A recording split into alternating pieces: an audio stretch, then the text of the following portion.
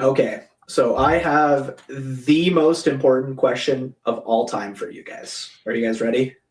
Yes, There's never been a question more important than this question. Are you guys ready? I think so. I feel like I know Yeah. what you're going to ask. Which Pokemon would make the best powerlifter? Ooh. Jeez. Oh man. You're not going to like my answer. Is your answer going to have to make me leave the podcast? I will leave Yeah. the podcast. Most likely. I'll let CJ go first. Oh man. What is his name, bro? Machop. No. What was the evolution guy? What a weak fucking answer, Machop. This fucking guy. What is the evolution? Tiny little first evolution? Machamp is the third evolution. Right. It goes Machop, Machoke, Machamp. Right. It's gotta be Machamp, bro. He's Nah, jacked. He's so jacked. Nah. Hear me out here. The only real answer is Mewtwo. Oh, okay. First of all, those legs, you can't tell me that those aren't like built to squat and to deadlift. Mm-hmm. He's got the tiny little arms for bench press, and he would just use his like psychic powers to lift more weight. That's all I'm saying. That's a good He even in like the first Pokemon movie, he gets like the cool metal suit that's basically equipped to lifting. You get a thing of pretty, but I don't even know what you guys are talking about. I've never watched Pokemon. Yeah. Okay, before I rage quit this podcast, let's actually jump into our. Before I rage quit the podcast, let's actually jump into our topic today. So we are doing part 2 of Bottlenecks today. We touched on most of our things that we had on the last episode. So first of all, if you're listening to this episode and you want to hear all of the rest of the bottlenecks, go back and listen to the last episode, and we did a really good intro on what bottlenecks are. I'm going to touch on that very briefly, but we are going to be covering the rest of the bottlenecks today that we didn't get to touch on in the last episode. So this is going to be part 2 of the bottlenecks episode. So to kind of just intro us in very, very briefly here, and just in case anybody's listening to this, because I don't know, this seems really interesting based on the very cool cold opening we just had, and they don't want to go back and listen to the last episode.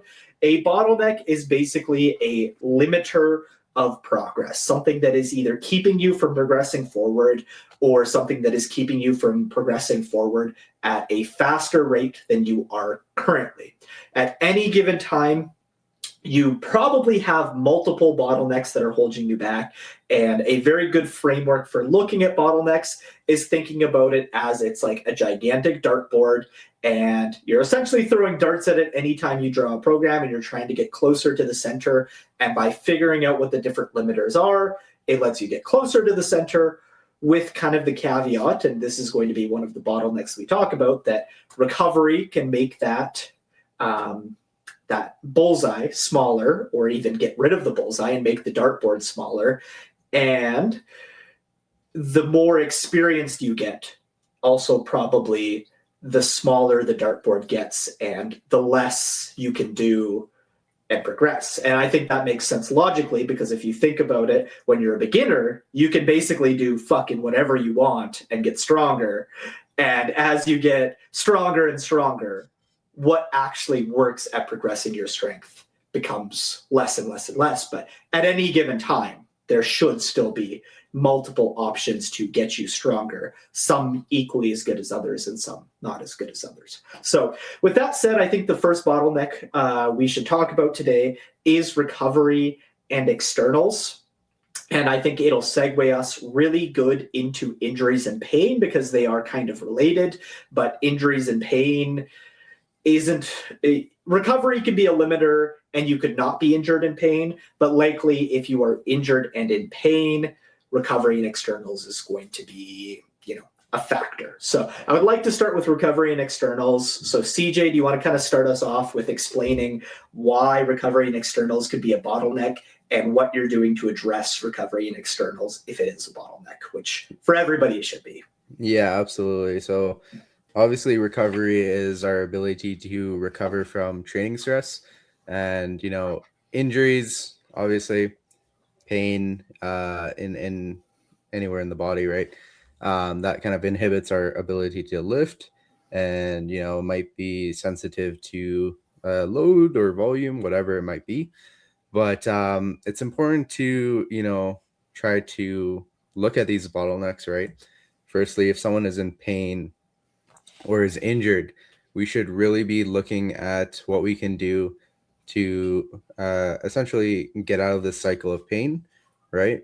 And essentially rebuild back into their a healthy, I guess, body, I would say, right? And that's going to allow us to start doing more productive training at the end of the day, right? If we're in pain, if we're injured and we're trying to train, it's going to be a little bit inefficient, right? And we're not going to be getting the most out of training because we're going to be inhibited by obviously the pain, right? And so recovery ties into that as well, right? If we're not recovering from the stress that that we are incurring from training, we're not going to be we're kind of slowly just becoming more and more stressed, and there's only so much stress in your system. And when I talk about stress, there's training stress, but there's also like life stress, right? And I think all of these things are one kind of big bucket, right? They're all one system at the end of the day. And so too much stress to the system will cause something to go, right? And that's where we see injuries usually, right? And if we're not managing that, we will start regression from the injuries, right? And so we need to address that. Arshia? I would just like to say you're looking really dapper today, CJ. Thank you. Arshia hit us up with some recovery here. Yeah, I think recovery is it's obviously really important. And it's probably the first question I ask after we have a shitty session. How's your recovery? How are you feeling? How's your nutrition? And all the externals. And I think what's going on a lot more recently now too, it's like we're using this, we're starting to use externals a lot. And you hear it a lot when people are like, externals weren't the greatest. So it might be a little bit of I guess maybe a hot take, but I think they are super important, but they're not as important as you think they are. Like, I know, like I coach people that work construction or in the ER room and things like that, and their externals aren't very predictable, but they can still get the job done, and we can still get it done. So I don't think it's an excuse to underperform, although it is very important, and we need to treat ourselves and perform like we are high functioning athletes and take the sport seriously as if we are high level athletes. But yeah, so that's kind of like the double side that it's got me thinking about it. It's like, I think it's important, but I'm also like, you just got to do it sometimes. So Yeah. It's something I've been struggling with and thinking about. It's like, yeah. I think we can all like riff on this like quite a bit more. So I'm going to throw it back to you guys again, but I think some like really, really good points were kind of like brought up here. So first of all, if anybody's not familiar with like what Arshia means when he says externals. So externals are things outside of training. There could be more than this, but the ones that I really think of as kind of being like the three big pillars are sleep, protein intake / nutrition. I say protein intake over nutrition because I feel like protein intake is one of the bigger buckets when it comes to nutrition and makes up a pretty significant portion of it. But there are other nutrition components that are also playing into the externals. And then stress management kind of being another one. So like Arshia mentioned, when you have somebody that has like a physical labor job, they're essentially using up a lot of their recovery for like work during the day. And the assumption would be of like, okay, they can't handle as much training volume, intensity, et cetera, et cetera. Now, I think where you're kind of going with this that I really, really liked is the idea of like, well, at the end of the day, as long as we can recover from the training we're doing and we're getting like some level of comp specificity and we're getting some workload, I think if somebody's like recovery budget is being eaten up by like their general work, let's say they work a physical labor job, but they're still able to come in and do some squat, bench, and deadlift and recover from it, I'm not fully convinced that that person is going to be any weaker than somebody that works a desk job and comes in and can recover from more squat and bench volume. And then I think there's also kind of some levels to recovery that get a little bit iffy, because when we think about recovery, we think about doing less so that we can recover more, which I think is generally kind of the idea. However, I think when you look at like an office worker, for example,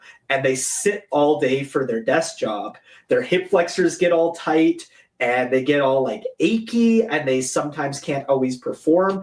I don't know that that necessarily fits into the recovery and externals bucket per se, but it is a factor. It is a bottleneck of training that sometimes somebody does just need overall like more general fitness, right? And sometimes you get those clients that have the very low kind of like step count for the day. They're sitting all day working as an accountant, and you have to be like, hey, I need you to like get up and move throughout the day. I need you to hit this step goal. I need you to do these things, because even though you're adding more onto their plate, their lifting actually gets better. And that's where I do like very, very much agree with you, Arshia, that the answer isn't always like do less when it comes to the recovery and the externals.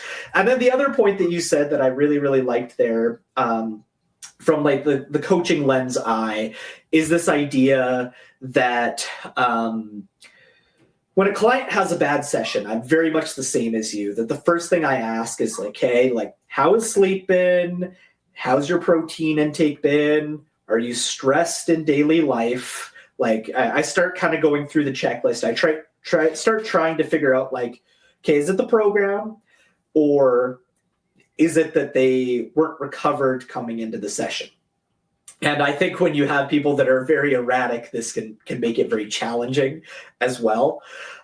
And along those same veins, I think the next thing I look for is like, is this going to be a regular occurrence, or was this a one-off situation, right? Because if somebody just like had their girlfriend break up with them and they slept 2 hours the night before, they were crying all night, they're super stressed out, and then they go into the gym and their squats move like shit, it's like, well, maybe there's some downstream implications, but at the end of the world, like, they are probably going to get over it slowly, and they're not going to continually have that bad sleep and that like very high stress moving forward, and maybe program changes aren't warranted. Now, on the other side of things, maybe somebody has a kid and they go from like sleeping like 8-9 hours a night to sleeping like 4 or 5 because they're a new dad or a new mom.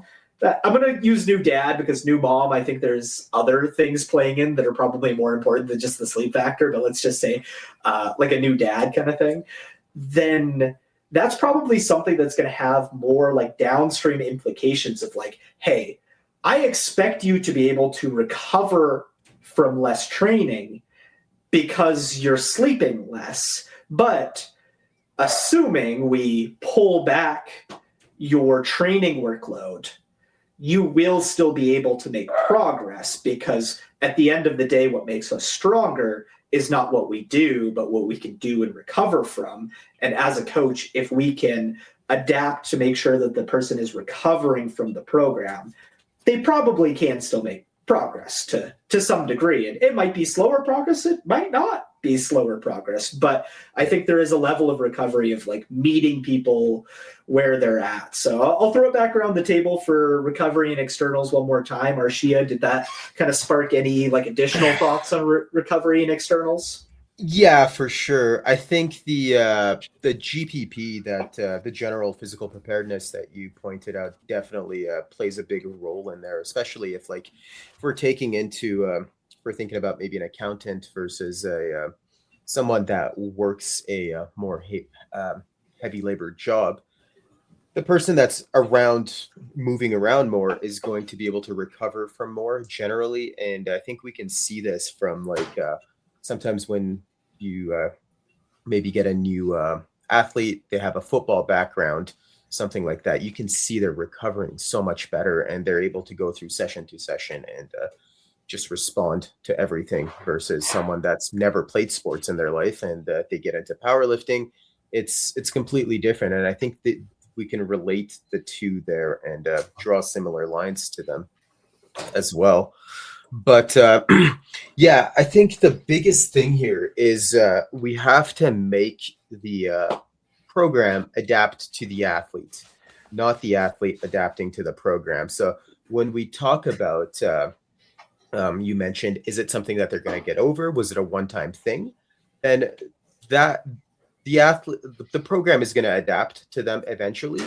We don't need to go crazy and make changes right away.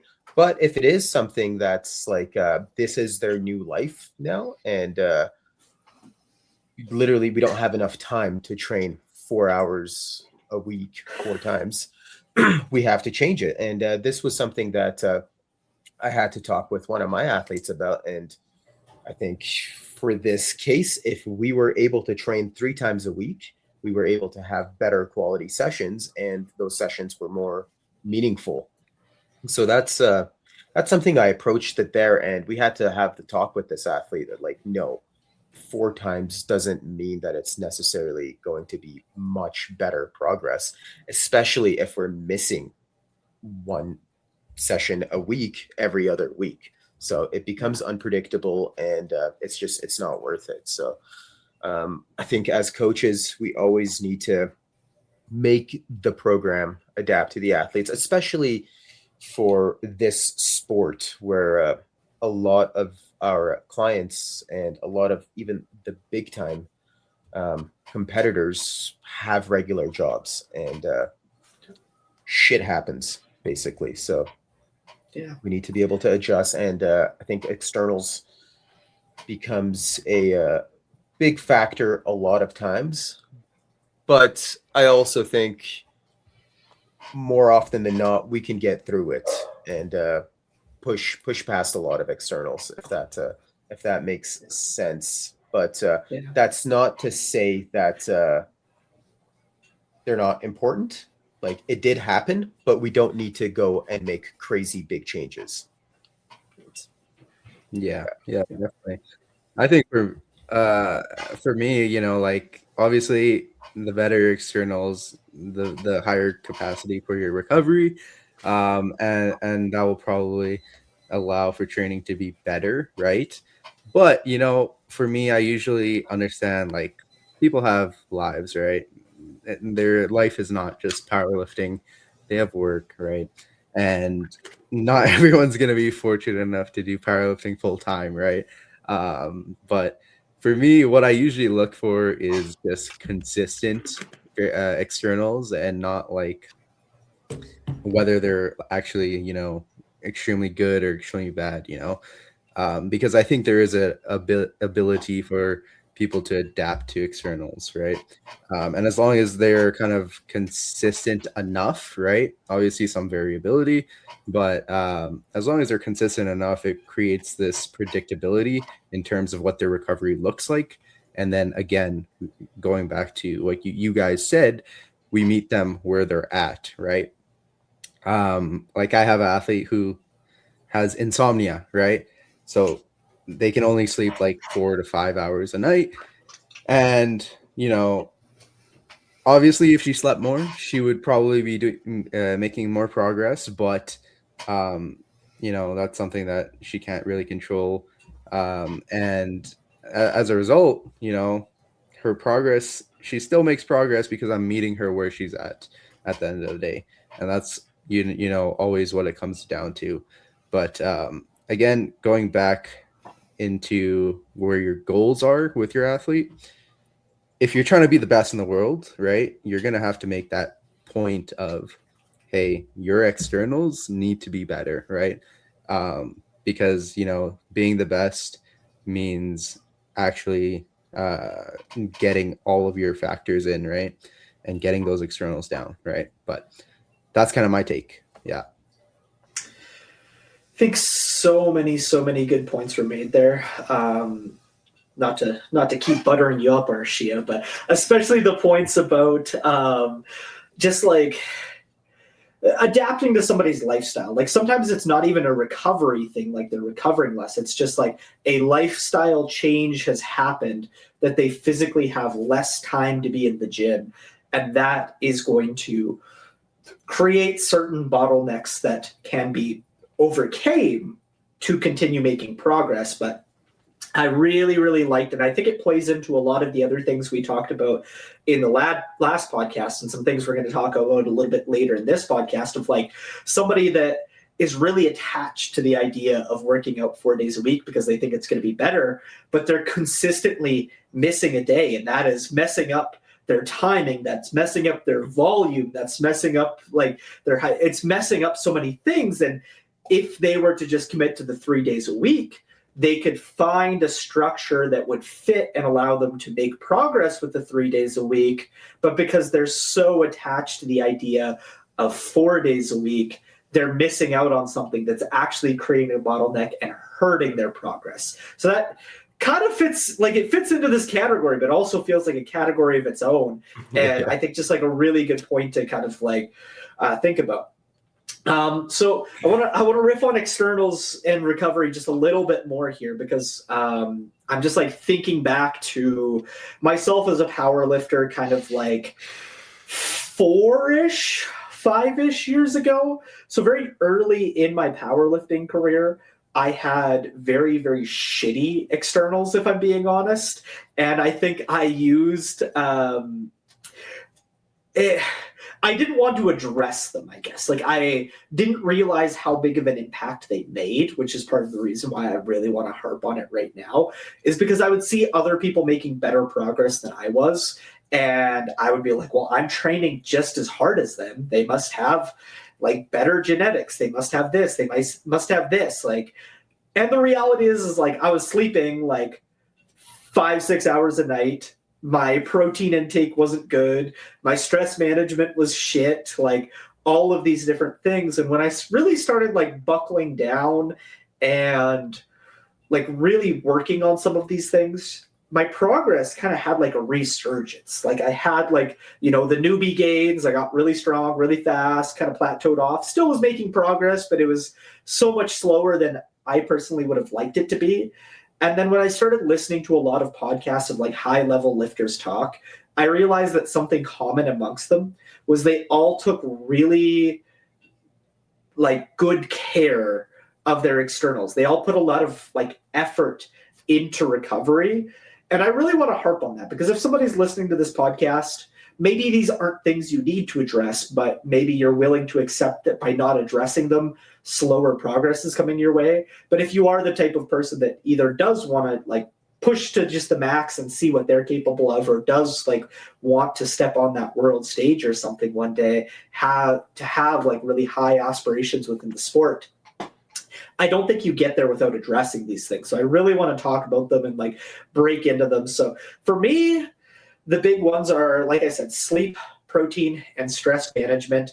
There are plenty of other ones and lots of different things, and I'll let you guys kind of give your own as well. But the first one I wanted to talk about was sleep.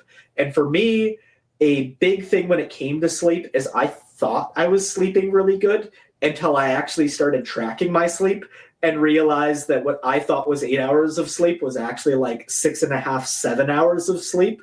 So I don't think everybody has to track their sleep all the time, but I would encourage people to track their sleep for at least a short period of time to see how their sleep is.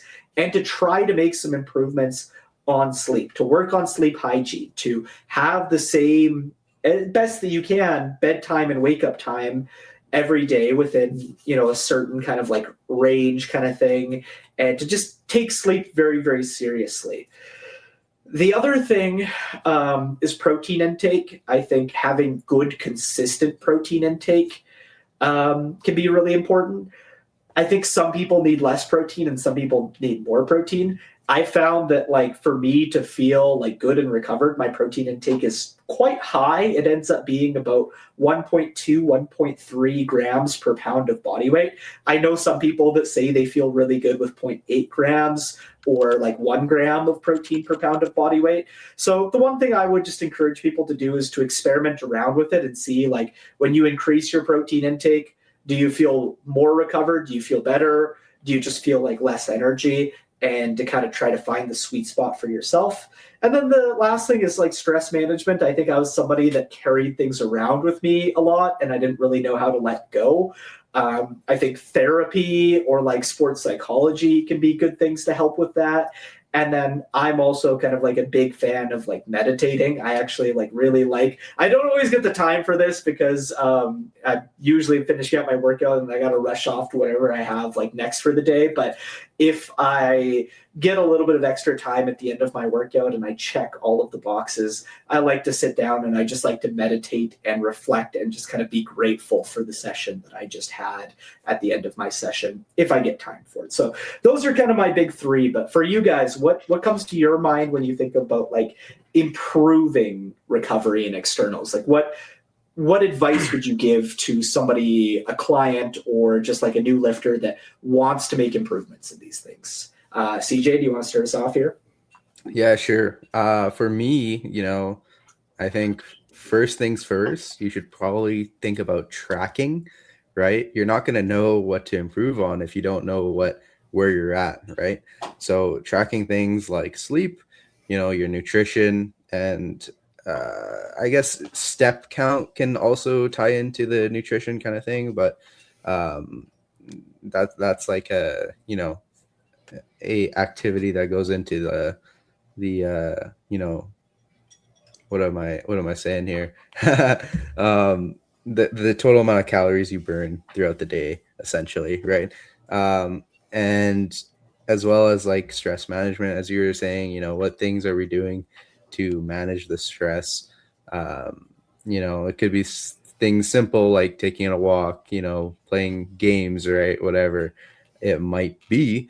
But take that time, take the initiative to actually track these things, right?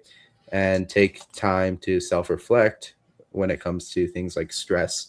And that's actually a conversation that I found pretty interesting in a mentorship I had with Sean, Skylar, and Anas, where, everyone expresses their stress differently, right? And not everyone is aware of how they actually express their stress. So there is a little bit of actual self-reflection that you're going to need to do to see, what kind of things indicate whether I'm stressed or not. And for most people, it's pretty obvious, right? There'll be like emotional or whatever, right?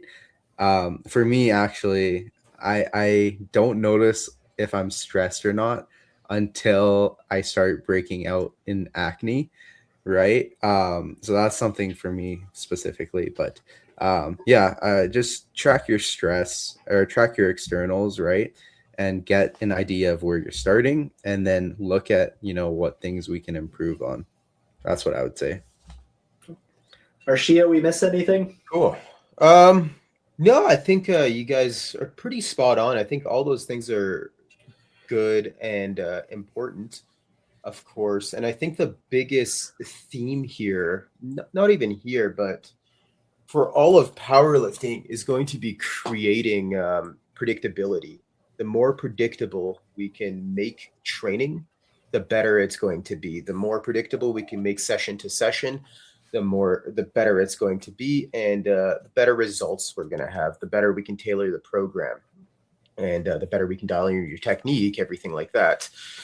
But I also think it's a give and take situation as well. You have to be careful.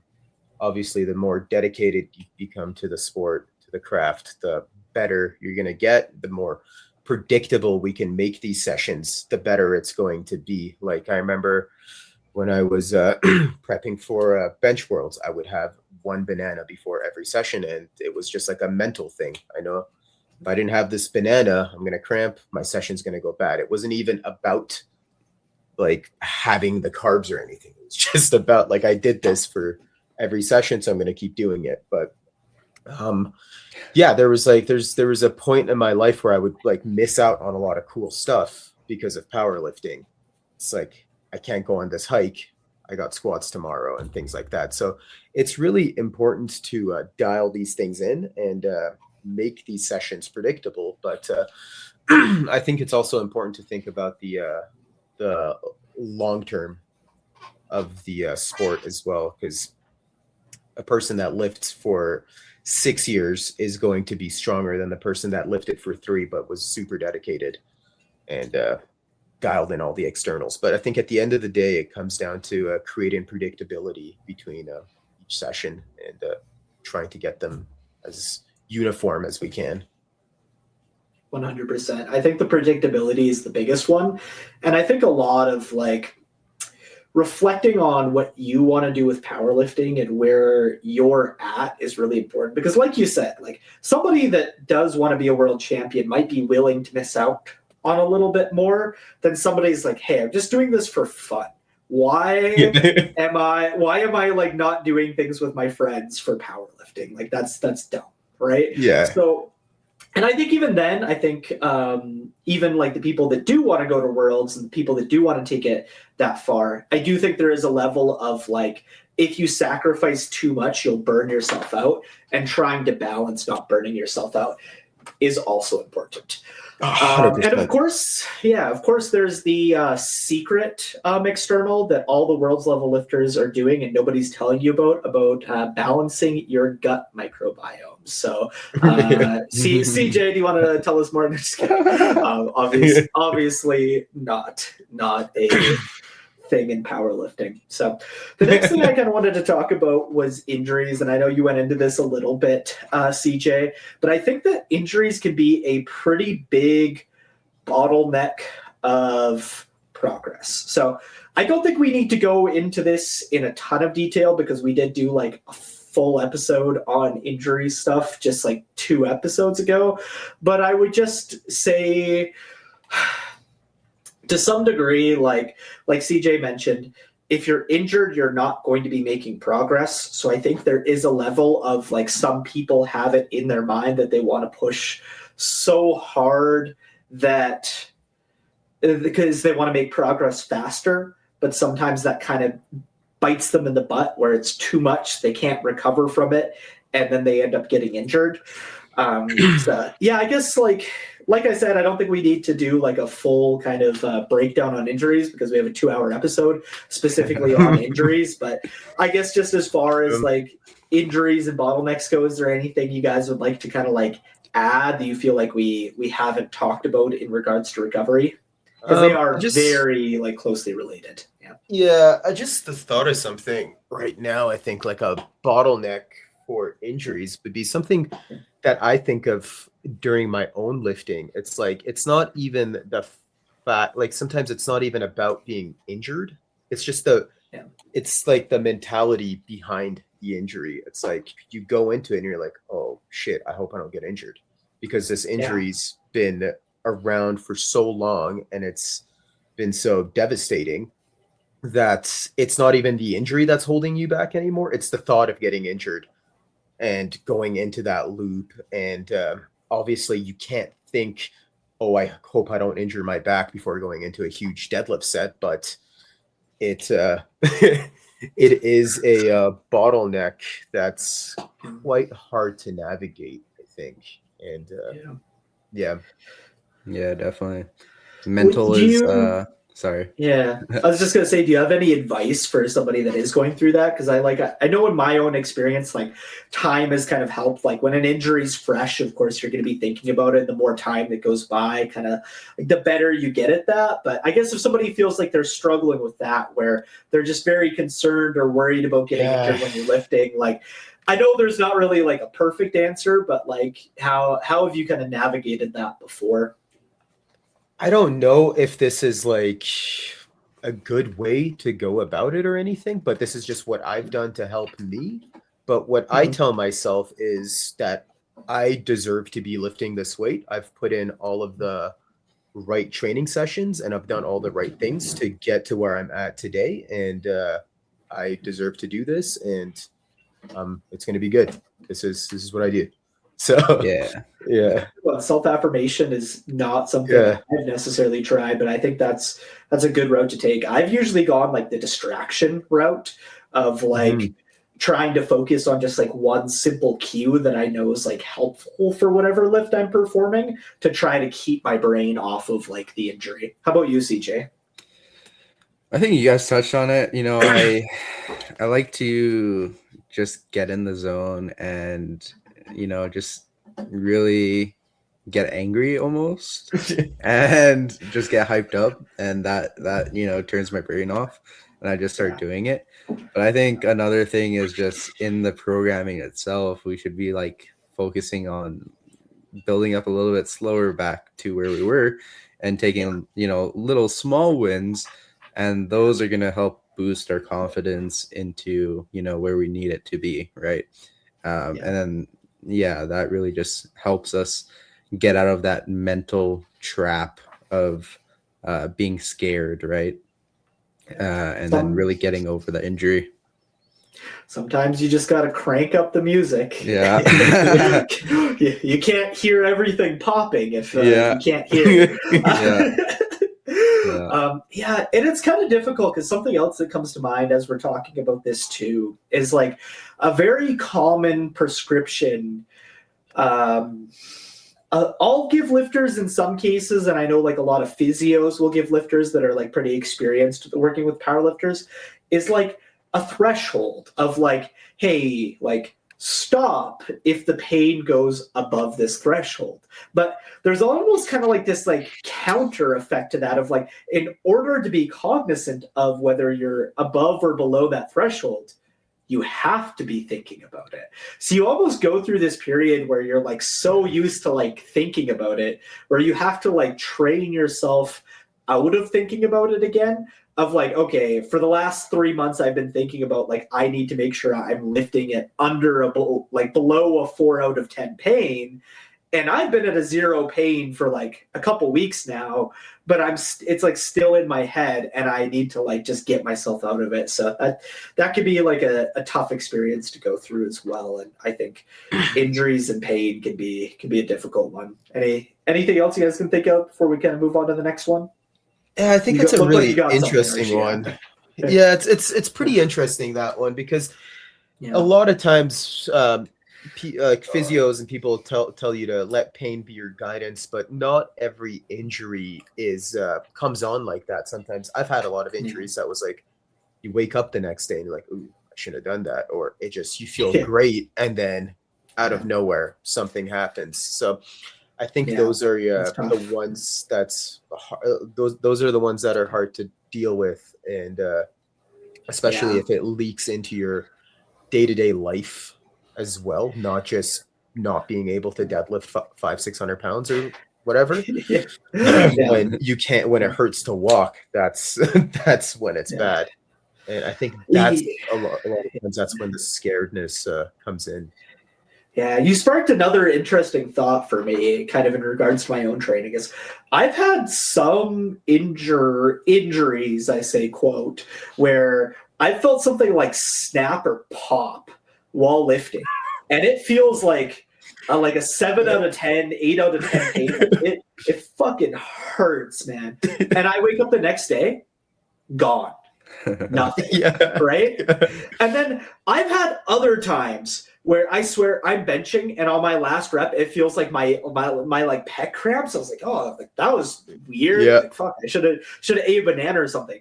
And then I'm in pain for the next 5 months from Can't that. even brush your Like, teeth the next day. yeah, where like it felt like just a pec cramp. So it's so hard, and like I do get Yeah. it. I think like the physio stuff tends to be very well intentioned. Of like, in order for a injury to get better, you can't just keep driving it through the roof and driving yourself into like super high levels of pain all the Teach time. you a lesson. Even though I'm sometimes guilty of that.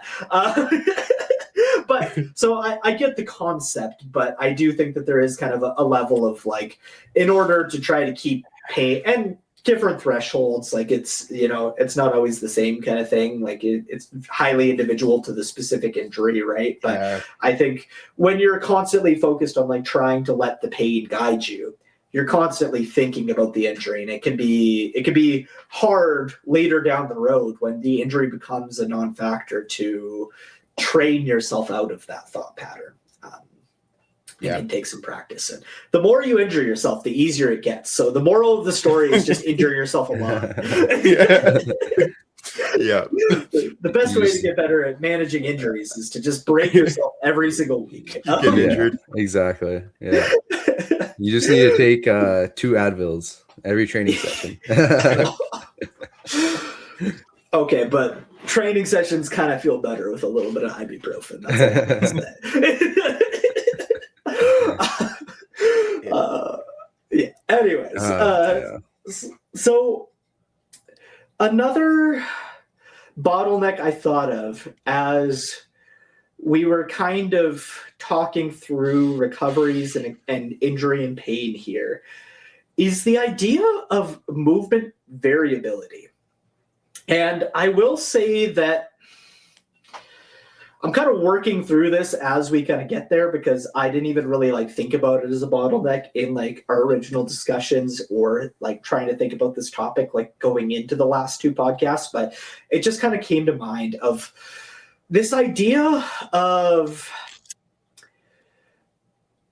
a natural adaptation of powerlifting, of doing a lot of repetitive movement, is a lot of stiffness, and sometimes moving your body in different ways can help kind of create like a sense of like looseness that makes you feel a little bit better, that can allow you to feel like you're moving a little bit better, can allow you to hit depth a little bit better on squats, for example.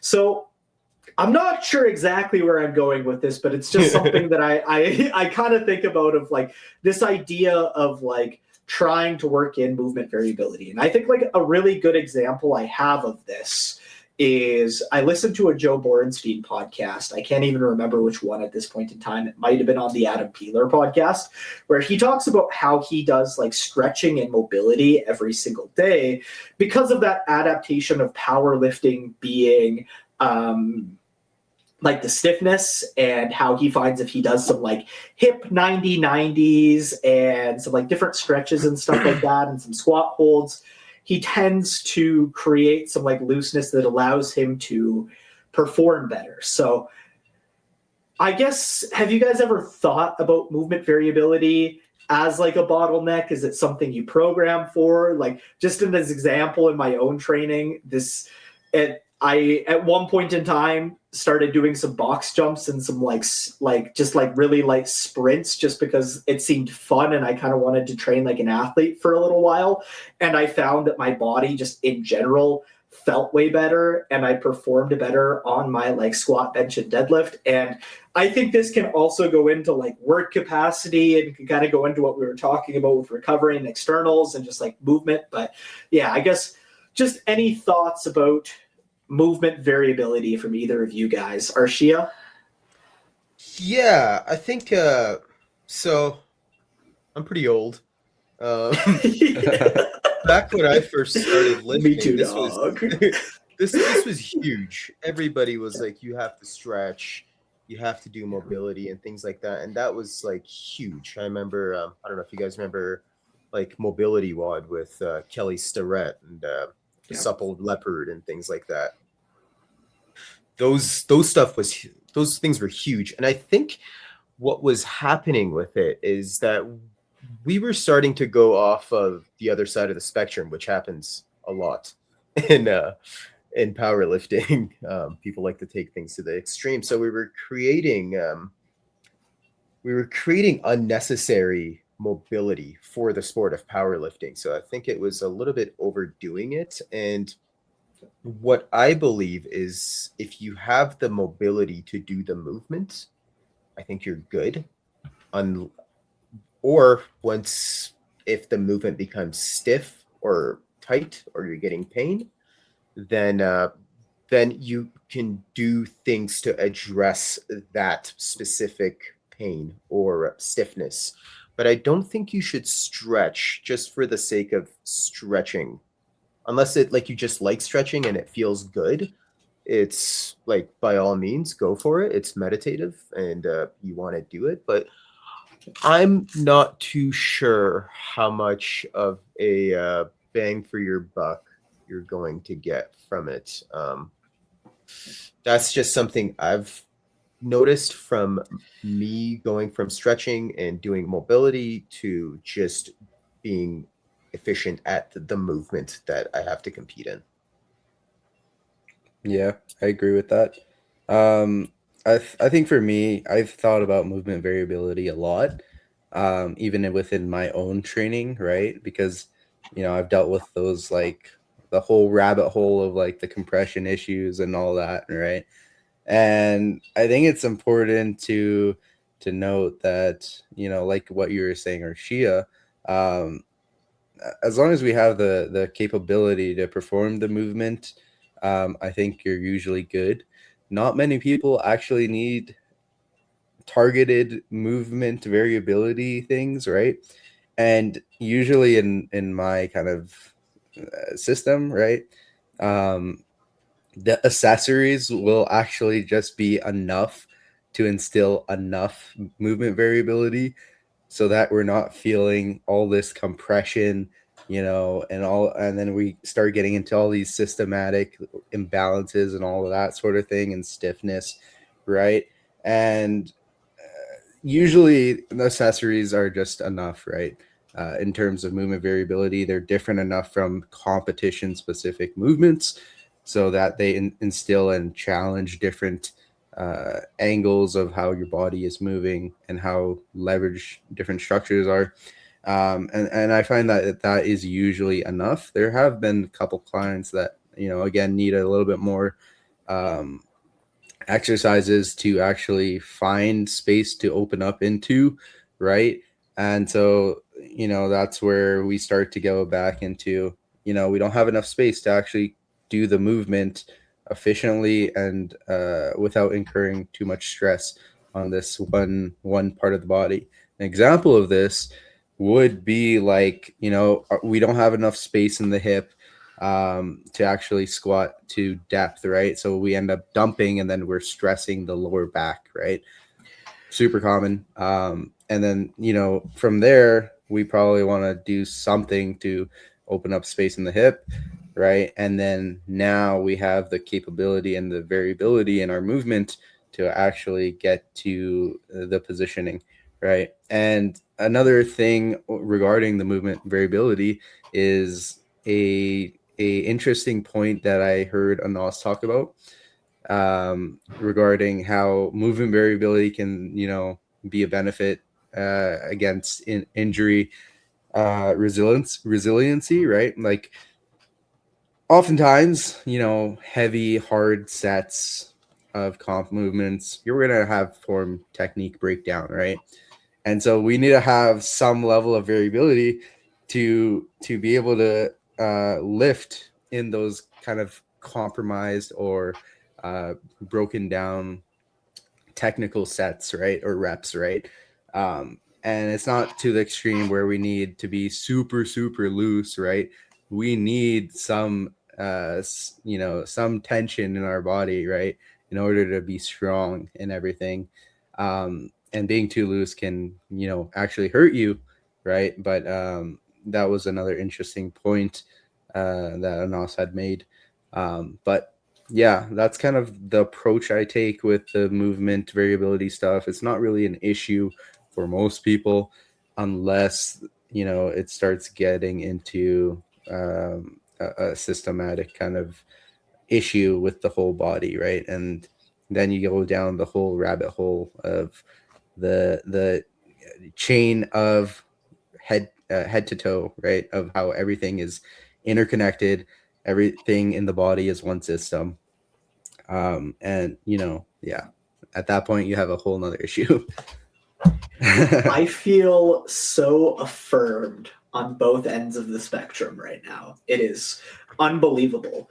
So first of all, you said Kelly Starrett, and I started getting flashbacks of the Supple Leopard book and how, like, as a commercial gym trainer, like early in my career, that book just got handed to me. It's like, here's the gold mine for getting everybody out of pain. And like, I think there's some degree of truth to that, but definitely over my career as both a personal trainer and now as a powerlifting coach, I've definitely gone further and further away from those methodologies. Like, goddamn, Yeah. I remember when I would have like a 30-minute to an hour like mobility warm-up routine where I would like let myself get under like a barbell because Yeah, I had like to the- mobilize the every Moblod. joint in my body. Yeah. That was crazy. That was too Yeah. far to the end of the extreme. And I think I think at a certain point in time in my career, I kind of bounced to the other end of the extreme. And I kind of find myself finding like a little bit of a middle of the pendulum kind of more days in my career now with a lot of like stretching and mobility and movement variability. So like I can remember like after the studies came out that said that like stretching was like bad for you if you did it before the workout, like static stretching, like immediately before performing a movement would decrease power and strength output. I remember when that study came out, I was like, stretching is bad. Stretching is the devil. I'm never stretching again. And I went from like the mobility WOD side of the spectrum to that to like, fuck it, just get under the bar. And I think when it comes to warm-ups, there's kind of like a middle ground of like, hey, if you need to do a couple dynamic warm-ups and like stuff like that to feel ready, go ahead. If you want to just jump under the bar, that's also fine. And I think even on a day-to-day basis, some days I walk into the gym and I just feel ready to get under the bar. And some days I feel like I need to walk on the treadmill for 3 minutes, do a couple high knees and butt kicks and side shuffles, and then I feel ready, right? And then also I like the point about like stretching kind of being like therapeutic and being something you can do if you want to do, Arshia. I like to stretch before bed. I won't say every night because I've been very bad about it, especially lately, but most nights because I do find it to have like a therapeutic kind of like relaxation effect that helps me get a slightly better sleep. So I don't even know if that like fits into the movement variability category or if it kind of fits more into like the sleep category. But Yeah. to what you were saying, CJ, so Sean's video is about to come out on Powerlifting Now next month, and I was just kind of watching through today because that's my job, and I don't have to feel bad about talking about this because this podcast will come out much after the video's out, so if anybody wants to watch it, it will already be on Powerlifting Now by the time it comes out. But his video is on accessories and kind of like the 3 categories of accessories. So the first one being like transference. This is like your like dips or like your dumbbell bench press or something that you've kind of identified as having some kind of transference effect to the main squat, bench, and deadlift. The second one being like more hypertrophy based, things you're doing to build muscle. And then the third one kind of being like more health. And that's where I feel like the movement variability category kind of falls into. And sometimes I will program a little bit of this for athletes as I kind of feel like they need it. And oftentimes where I feel like this category kind of comes into play is from like when a client does get injured. And when I do send them into like a physiotherapist and they do some kind of like movement screening or testing, like I really like when the physios have like that like valve testing machine and they actually like let's say somebody injures their adductor and they test like their adductor strength versus their abductor strength, and they have like data on that, and they say like, hey, here's some exercises you could be doing to help strengthen your adductor. Or maybe they feel like the injury occurred because their abductor was actually weak, and here's some exercises to do for that.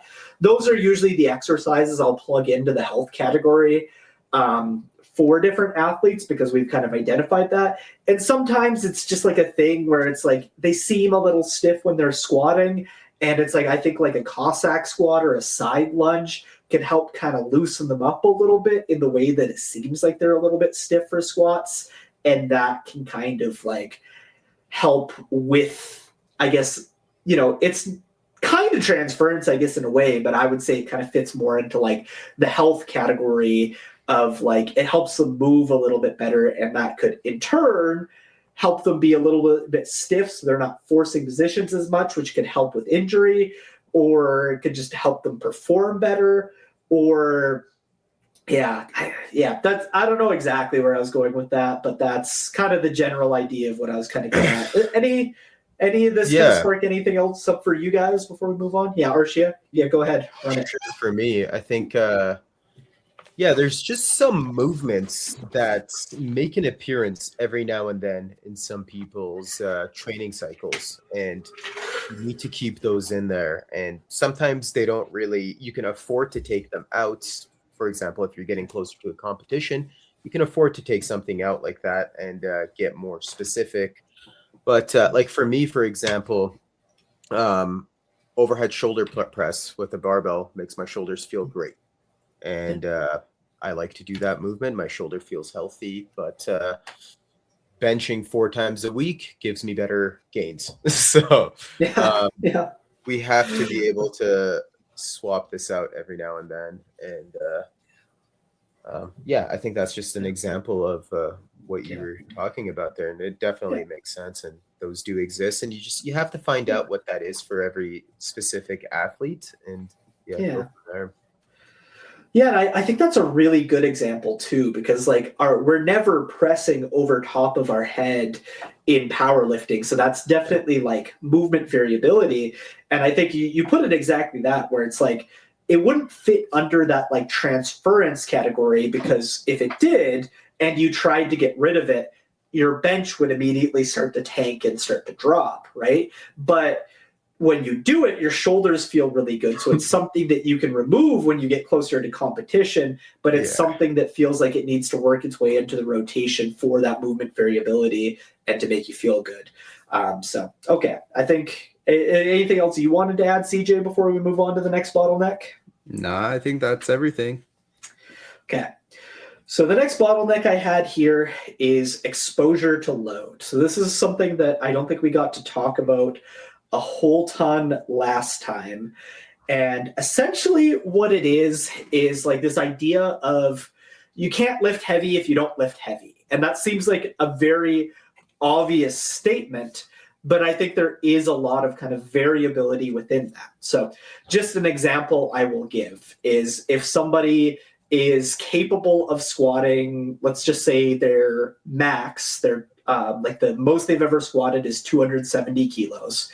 And on meet day, they're going to attempt somewhere between 267.5 to 272.5 kilos. You wouldn't have them go into meet day having only squatted 160 kilos or less. They would have no exposure to load. So you have to have that exposure to load in order to feel good and feel strong. And I think there's a little bit of like nuance to this. So CJ, do you want to start with this one? And like, how do you approach exposure to load? And is there different things you kind of think about when it comes to exposure to load? Right. Yeah. Exposure to load is something really important within programming, right? But usually when I'm starting with someone new, I don't know what exposure, to load, what percentage, what amount is going to allow them to respond the best, right? So, I always take a low to high kind of approach, right? I will start on the lower end of the spectrum of the intensity and slowly work my way up, right? And then see what the data tells me And once I actually get some good concrete evidence of, what exposure to intensity does what, and like how much intensity, or how much timing between intensity, and all of that sort of thing, I think then I can start making a bit more calculated programming decisions, right? So in kind of my system, right, I've noticed that, obviously we want to find what works the best, but there is a level of periodization as well that could be useful, right? Where, we probably don't need to train with this optimal exposure to load all the time and be at this very quote unquote peaked, performance level, right? Because maybe that's not actually going to address other bottlenecks, right? So we have to look at, what qualities we're actually training, and how does this intensity to load and how we're programming it, how does that impact the other qualities, other bottlenecks within the program, right? So that's kind of how I go about it. But yeah. Arshia? Yeah, I think CJ made a great point there with it depends where you are within that block of training and what is more important. And I think exposure to load, it essentially determines your readiness to lift a certain weight.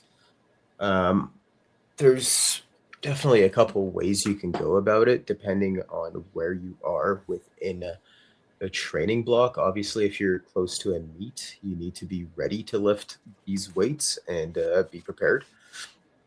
But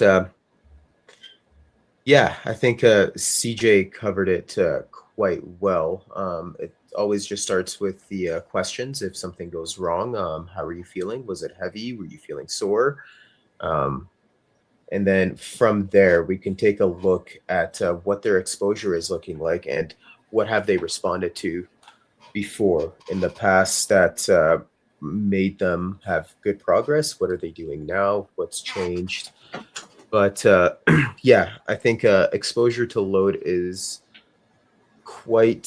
it takes a pretty big importance in terms of designing a training block. And everyone's different. It's hard to say this is what it is. Like I coach masters super heavyweight lifters where their exposure to higher intensity weights can't be that high because they're not going to recover.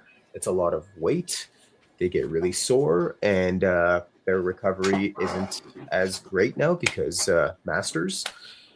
And whereas if you're coaching like a 60-kilo female, they can handle a lot more intensity, and they can even handle some singles like right before they go into a heavy session. And that's what gets them feeling good. And I think you learn this as you go along, and it takes some trial and error to do. And yeah, I think it's a little bit tricky to figure this out once you start working with someone. I think you can make some assumptions at the start and see how it goes, but I don't think it's good to fit everybody in a box either.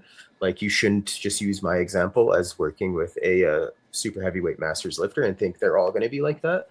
Not all of them are going to be like that. So you should try and see what works. But yeah, this could be one of the more difficult hurdles when trying to design a program for someone. But yeah. Man, I love talking to you guys.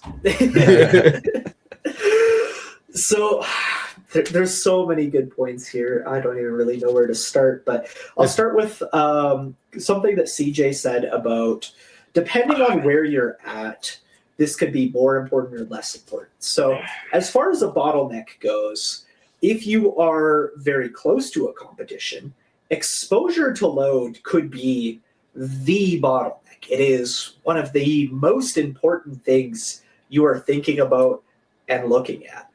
And if you're really, really far away from competition, if you're crazy like me and taking like a year and a half off of competition and you have like a year and a half till you plan on competing next, it could be very low on the priority list because it can be hurting your ability to address other bottlenecks because it is coming at a high recovery cost.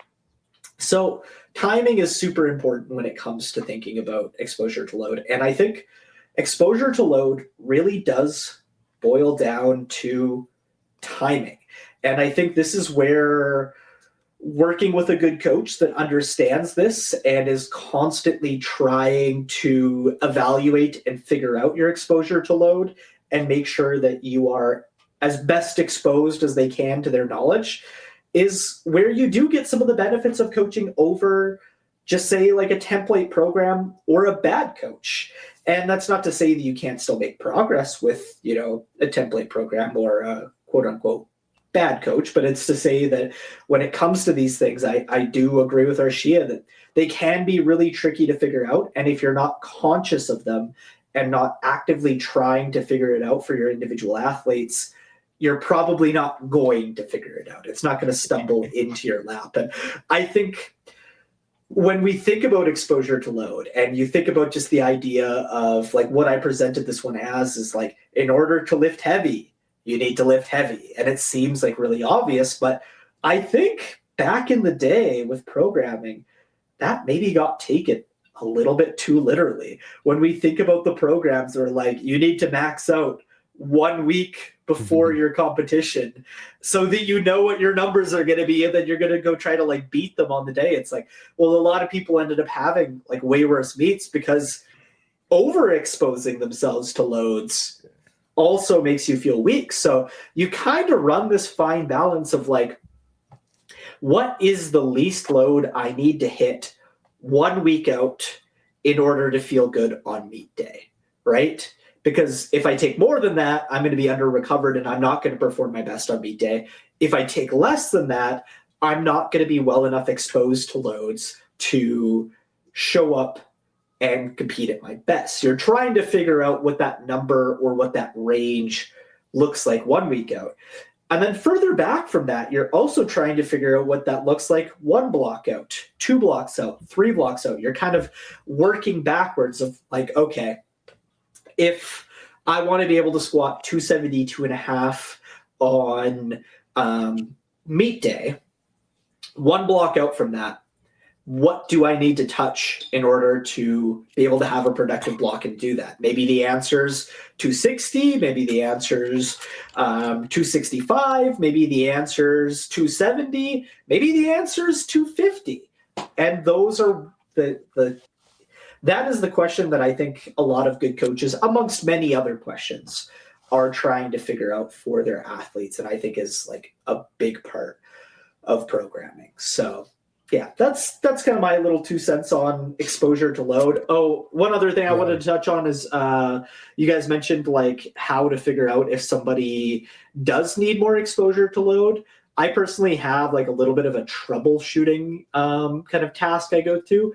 And I'll usually kind of question my athletes, and I try not to like give this to, I'm maybe giving this to all of them by saying this on this podcast, but I try not to just give this to them because I think a lot of people can be like too conscious of like the bar feeling heavy on their back. It's like the bar is kind of supposed to feel heavy on your back. That doesn't like, yeah, at a certain point, it's just heavy. Yeah. And the thing is like, it can feel heavy on your back and still move good, and intensity could not be the bottleneck. But at the same time, if things aren't going well for an athlete and I kind of start questioning them and I kind of like land on, from questioning them, the idea of like it feels heavy on their back, it usually means that they haven't been exposed to enough load to feel strong. And that's where I'll kind of take the approach of like, maybe their secondary day gets a little bit heavier, so they get a little more exposure to load that way. Maybe their primary day, maybe the jumps in between them get a little bit smaller. Maybe they need a little more exposure to load on one block out. And I kind of start going down the list of like, what do I think is the bottleneck and where do I think they need to be exposed to more load? Because I don't think it's always just as easy as like 1 week out, they need to be exposed to more load, one block out, they need to be exposed to more load. On their secondary day, they need to be exposed to more load.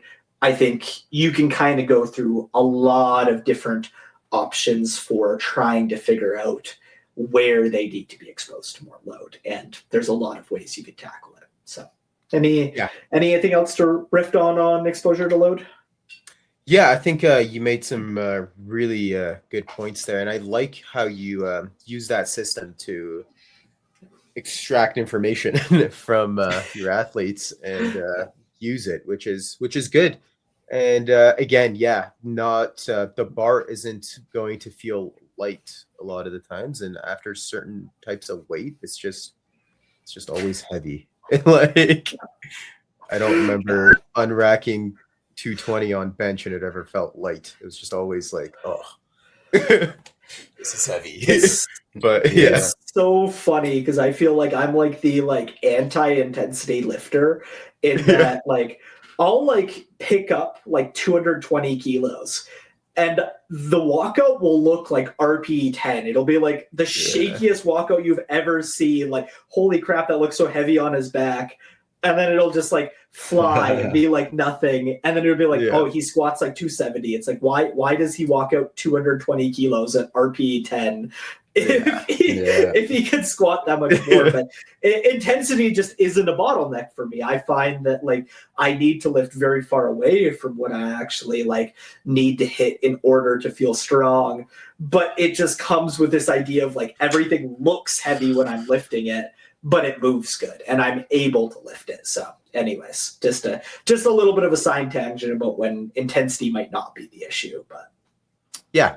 And I think you brought up another great point of setting up the block to kind of predict where you want to end up.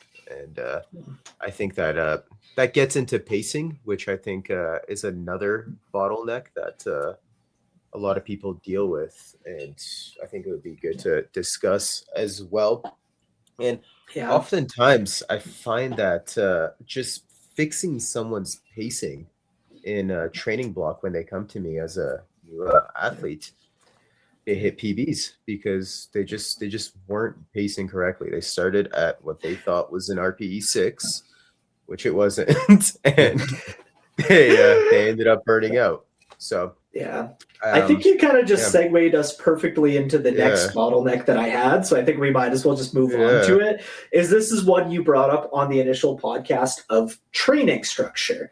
And when we think about the idea of like training structure being a bottleneck, I think you kind of perfectly summarized it there of like somebody comes to you and they have a certain training structure and you look at it as a coach and you're like, this is a fucking mess, and you clean up the training structure and then they start making better progress. So like obviously like when I think about training structure, I think about like all of these different things we've kind of like gone through. We've talked about hypertrophy, we talk about force production, we talk about exposure to load, we talk about volume sensitivity, we talk about, skill / technicality, we talk about movement variability, we talk about recovery.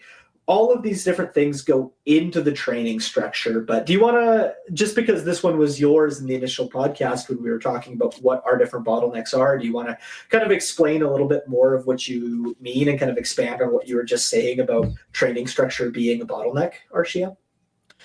Yeah. I'll talk about the pacing again a little bit and tie it in. I think it all comes down to creating predictability and creating momentum. And in a sport like powerlifting, I feel like we can do that quite easily because you literally choose what weight you're going to put on the bar. So you can make these sessions stack up and create good sessions and create that wave of momentum. And I think that's really important to do because there is benefits in those RPE 6 or week 1 or 60%, whatever you want to call it, weeks of training. You can make progress off of those weeks. You don't need to start super heavy, and you need to let your body adapt as well and recover so you can push again throughout the blocks. But if we never let our body fully recover and we're not reaping those benefits of those lower intensity sets and weeks, then you're really shooting yourself in the foot there, because it's really easy to make progress off of those weeks, and it's easy to do. It's good for you, and yeah, I think this is one of the lowest hanging fruits for a coach to kind of tackle when they're working with a new athlete. Yeah, I 100% agree. I think the way I go about it is, like you were saying, Archie, momentum is really, really important. And I like to set up training in a way where we're not forcing PRs, right? I think there's a big difference between trying to force your training versus allowing the adaptation and the strength to come naturally, right? And, forcing your training, forcing your PRs, right? I think it works up to a point, right? But you will hit a pretty fast plateau, is what I've noticed, right? And that's when, we really need to start thinking about pacing, right? Throughout the block, throughout the macro cycle, right? And that's where we need to really take the time to let stress or let the stress come down and the recovery climb. But we also need to be a little bit conscious and careful not to let that drop too much, where we start losing some of the skill or the fitness or whatever it may be, right? And essentially set up training in a way where we're allowing for adaptations to happen, and the fatigue cost is not gonna overcome and not gonna overcome those adaptations and that stimulus that we create. And that usually comes by doing a little bit more submax stuff and pacing ourselves throughout blocks and pacing ourselves throughout the macro cycle, right? And some strategies like back end deloading, right? Or, all stuff like that, right?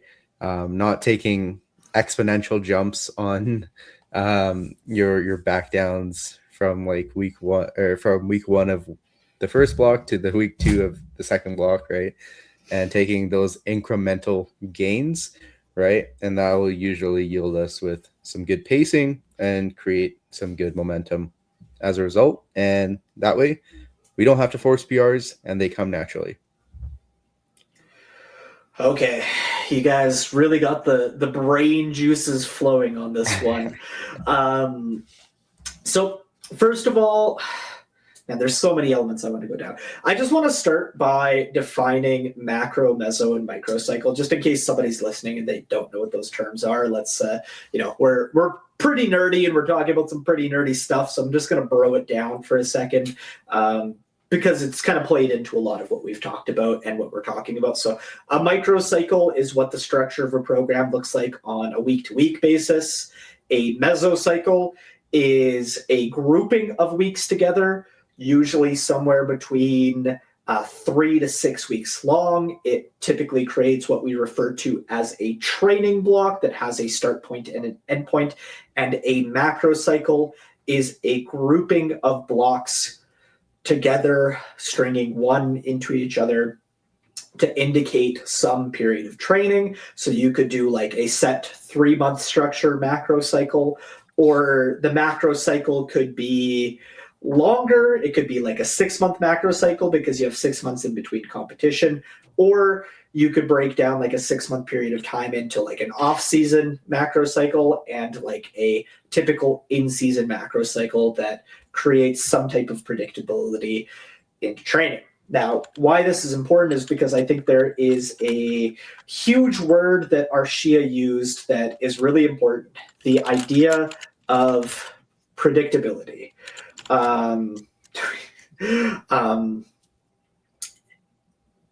Anyways, sorry, got a little distracted there for a second. The idea of predictability. And I think this is somewhere I struggled a lot with as like a newer coach. I was trying to change too much, too often, and I wasn't able to create predictability. And the issue with this, when you don't create predictability, is you don't know what's working and what's not working, right? So I think there is periods of time where you can make more changes. I think specifically like further away from a competition. That being said, when I'm trying to get somebody ready into a competition, I think having a lot of predictability is very important for creating predictable results and for them to being able to show up predictably, yeah. for how they show up to be predictable on meet day. I just tongue twisted myself. I don't know where it's going with that. But it's getting late here. Yeah, it is getting late when fucking CJ got a job and now we can't film during the day. Oh. It's past my bedtime. Running Where I was going with that though is I think a big issue that that a lot of coaches, myself kind of earlier in my career had, is going into the competitions, they have so much changing so frequently that they aren't able to create predictability. And I think that is like a huge emphasis of training structure for me, is trying to create these predictable blocks for my athletes that don't look a whole lot different from block to block. We're going to do what makes them feel strong. Now, obvious, the caveat to that being, like I said, is if somebody has a longer period of time in between competitions and we're going into a period of time where we are doing more of what I would call an experimental block, I'll make more changes. But if somebody's like 3 months out from training, I'm trying to create predictive. What kind of hat do you have on? It's a Mickey Mouse hat. Nice. Sorry, trying to have a serious conversation. This guy puts on a fucking Mickey Mouse hat. So what this, and we can create predictability in a lot of ways. And I think Arshia and CJ both did a really good job of summing up kind of like pacing, like block pacing, both within like the mesocycle as well as within the macro cycle. That's something we've touched on quite a bit. I think another thing is like back downs. I think if back down volume is drastically changing from block to block, that can also lead to a lack of predictability. Accessory volume changing a whole ton block to block can create a lack of predictability. So ideally, we're trying to just make small changes, calculated changes from block to block to address what we think is bottlenecking the progress. And that's where training structure has a lot of, I guess, like usability. That's not the word I was looking for, but it's the word I'm going to go with. Yeah. And then the last thing I kind of wanted to talk about with like training structure is even just like the like X's and O's of like how you program people. So I don't know kind of like how you guys do this, but for myself, like I found that there's a period of time where I used a lot of just like RPE prescriptions. And then there was a time where I moved to a lot of ranges with RPE prescriptions. And today I actually find myself doing a little bit more set loads for people for kind of the reason of predictability. So I do still have one athlete. I want to caveat this because I don't want it to be like, oh, Max just gives all of his athletes set loads. But I do have one athlete that still just uses RPE. He doesn't like having ranges. He's super dialed into his own RPEs. I can give him RPE and it goes well. Boom, done. I have a few athletes that do like ranges with RPE because they have a little bit more variability in their lifestyle and they need a little bit more like ability to kind of change things just to make sure that they're kind of in like the right ranges. But for a lot of people, I kind of have this idea of like, hey, in order for them to be able to lift this load on week 4, I know they need to lift about this load on week 3. So I'm just going to have them lift that load on week 3 because it's a week 3. It shouldn't go from like an RPE like 7.5 to a RPE like 9-10. Hopefully, again, unless somebody has a lot of like variability in their life, in which case that's where I would implement in the ranges. But for example, if I know that somebody like will feel strong on week 4 to lift, 175 kilos if they lift 162.5 kilos on week 3, I don't really care if that goes from like an RP 7 to 7.5 to like an 8.5. And in fact, I don't really care what the RPE ends up being as long as they feel strong for the last week. And then I kind of work backwards from there. It's like, okay, in order to be able to lift 162.5 on week 3, what do they need to lift on week 2? And in order to be able to lift the week 2 weight, what do they need to lift on week 1? And I work backwards and I use set loads. And then this is kind of a whole separate conversation, so I won't go like too far off the deep end. But I find typically that the week 1 through 3 numbers don't need to change super frequently. Like even as the week 4 number is going up, usually the number that makes them feel good for 175 kilos will be the same numbers that will make them feel good for 177.5 kilos, 180 kilos.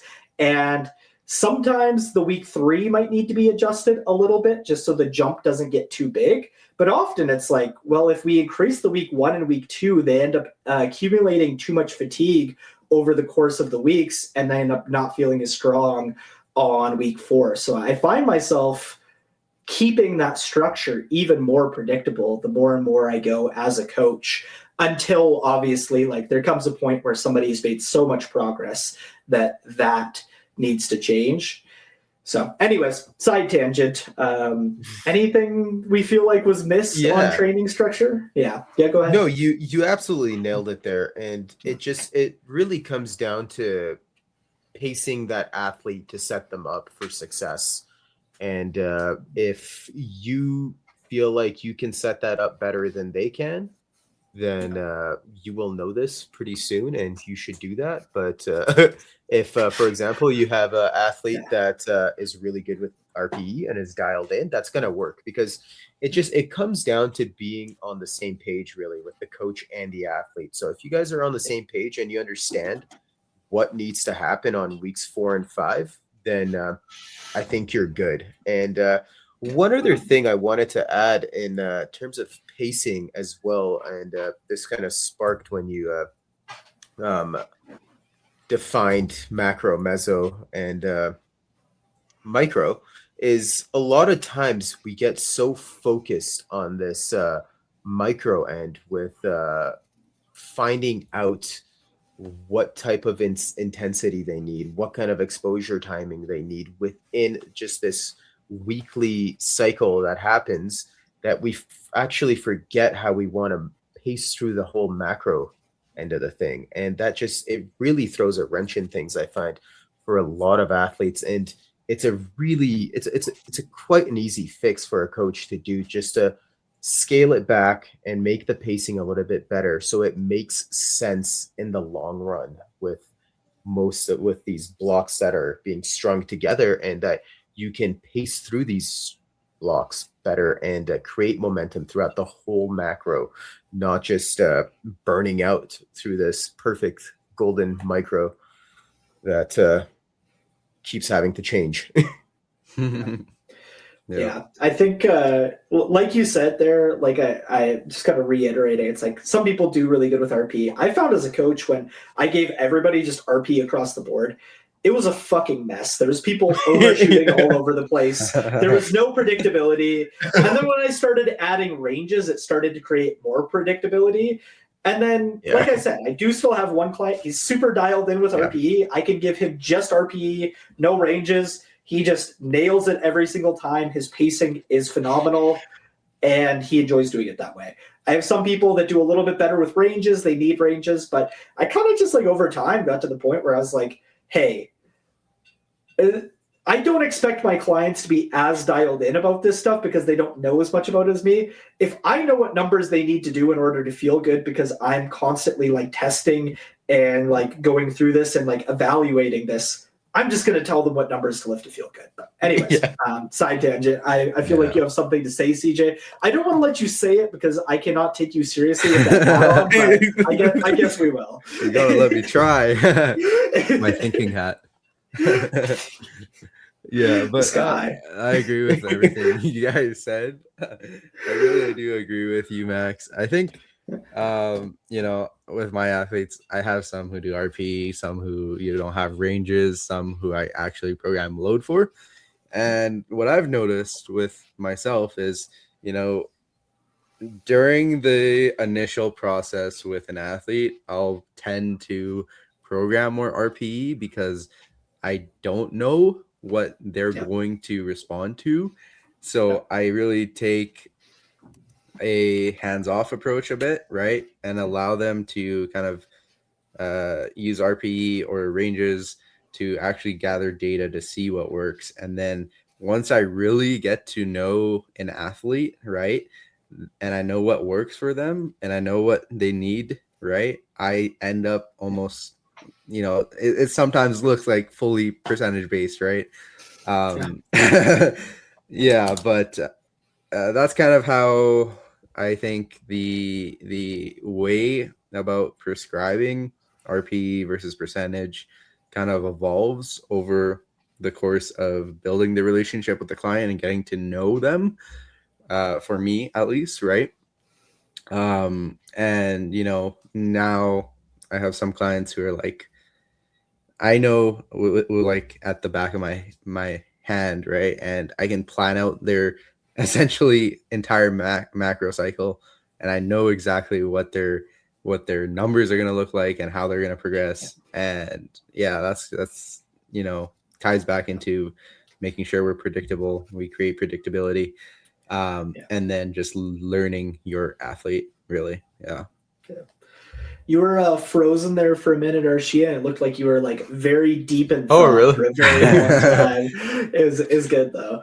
But yeah, no, like I think kind of along that vein too. Exactly like you, CJ. When I get a new athlete, if I have like basically no data, I'll just have them do RPE. If I have like a little bit of data, I might add some ranges to that RPE, and then if I feel like I have a good amount of data that's like pretty usable, and I might actually start them off with set ranges, but it's usually going to be either RPE or RP with ranges that I start people off with.